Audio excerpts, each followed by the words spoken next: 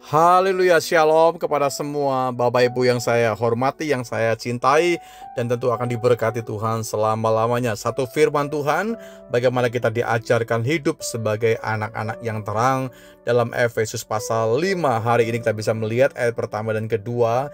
Bunyi firman Tuhan jelas berkata, "Sebab itu, jadilah penurut-penurut Allah, seperti anak-anak yang kekasih, dan hiduplah di dalam kasih. Sebagaimana Kristus Yesus juga telah mengasihi kamu dan telah menyerahkan dirinya untuk kita sebagai persembahan dan korban yang harum bagi Allah." Alkitab berkata bahwa sesungguhnya inilah kewajiban kita. Sebab itu jadilah bagaimana kita penurut-penurut Allah. Artinya setiap kita jangan ada penolakan, jangan ada kekerasan hati, jangan juga ada pembangkangan dari kebenaran Tuhan.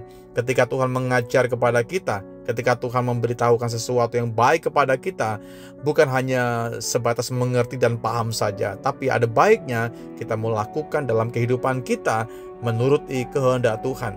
Kita berkata bahwa jadilah penurut-penurut Allah dalam semua aspek kehidupan kita. Ayat kedua berkata, hiduplah di dalam kasih. Berulang-ulang bagaimana Rasul Paulus dengan ilham Roh Kudus selalu menyatakan tentang kasih. Karena pada hari itu banyak sekali orang saling membenci, saling memfitnah, saling menghakimi, dan juga saling menyalahkan satu dengan yang lain. Jadi kasih itu mulai luntur, dan kasih adalah sesuatu yang perlu kita lakukan, bukan hanya teori saja. Karena kebenarannya adalah begini, dasarnya adalah sebagaimana Kristus Yesus telah mengasihi kita yang berdosa, mengasihi kamu, dan bukan hanya mengasihi, dia menyerahkan dirinya sebagai persembahan, sebagai korban yang harum, yang berkenan di mata Tuhan. Jadi standarnya adalah ketika Anda mau mengasihi, standarnya adalah Kristus yang besar sekali mengasihi kehidupan kita. Mungkin kau berkata, saya bukan Yesus Pak Samuel, saya orang biasa, penuh dengan kekurangan, penuh dengan kehinaan, juga penuh dengan keterbatasan. Ya, kita seringkali berdosa. Tapi sekali lagi, dasar apa yang kita kerjakan dalam hidup kita adalah bagaimana kita mengembangkan kasih sebagaimana Kristus. Sekali lagi, orang mau bilang apa tentang diri kita? Kalau Anda berdasarkan dari firman Allah, Anda akan jadi orang yang kuat melewati semuanya itu, karena landasan kita adalah bukan perkataan manusia, bukan cibiran manusia, bukan juga kata-kata negatif dari manusia, tapi firman Allah akan memberikan satu tuntunan buat kita, satu dasar arahan kekuatan buat kita untuk melakukan hal demikian. Kasih bukan hanya di bibir saja. Kemarin sudah saya sampaikan bahwa bagaimana kehidupan kita perlu mengembangkan, menunjukkan kasih dalam hal membantu, menopang, memberi, dan seterusnya.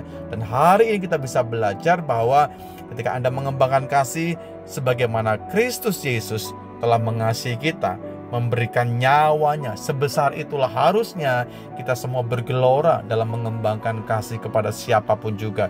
Terus saya mau sampaikan kepada semua sahabat-sahabat saya, jangan jemu-jemu berbuat baik, jangan pernah lelah melakukan kebaikan. Ada waktunya Anda menabur, ada waktu juga kita menuai dari apa yang kita tabur. Asalkan dasar kita adalah mengasihi Tuhan dengan segenap hati dan juga mengasihi sesama kita seperti halnya Anda mengasihi diri kita, maka kebenaran itu akan semakin kuat dalam hidup kita.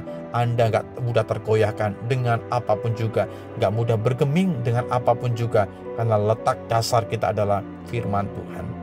Terima kasih Bapakku dalam sorga, buat hari ini kami dengar firman-Mu ya Tuhan. Sungguh firman-Mu pondasi buat kami dalam melakukan apapun juga. Kami tahu Kristus, Engkau rela lahir dalam hidup kami, Engkau rela mati ganti kami, bahkan Kau bangkit naik ke sorga, menyediakan tempat bagi setiap kami. Kami sangat bersyukur Tuhan membawa kami, Tuhan menempatkan kami sebagai gereja-Mu, dan Tuhan mengasihi kami begitu luar biasa. Engkau rela menyerahkan hidup-Mu menjadi persembahan korban yang berkenan di mata Allah. Demikian juga kami semua belajar untuk mengasihi Engkau dengan total, dengan sungguh-sungguh, dengan lebih baik lagi Tuhan. Kami bersyukur ada nafas, ada kehidupan yang Tuhan masih berikan buat kami. Selagi kami bernapas, kami mau hidup bagi keagungan, kesenangan, kemuliaan Tuhan saja. Di dalam berkat nama Yesus Tuhan, kami berdoa dan bersyukur. Amin.